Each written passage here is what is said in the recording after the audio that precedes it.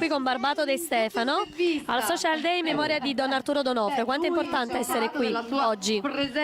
È importante perché quando ci sono eventi con un valore così forte a livello etico, morale, amorevole, è sempre straordinario riuscire a portare tanti artisti come ha fatto il nostro amico Angelo. È una cosa straordinaria e quando si parla del sociale e poi di Padre Arturo è normale che poi ci siano così tanti personaggi. Barbato sempre presente per poter donare nel suo piccolo un po' di amore.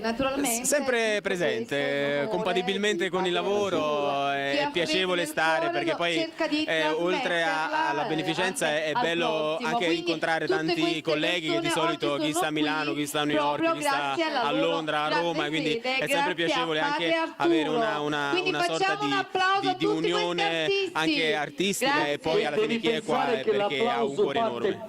Grazie allora, un saluto a tutti i lettori di Street News e ci vediamo presto. Ci vediamo presto, un bacione a tutti gli amici di Street News, grazie di cuore, ciao. Grazie.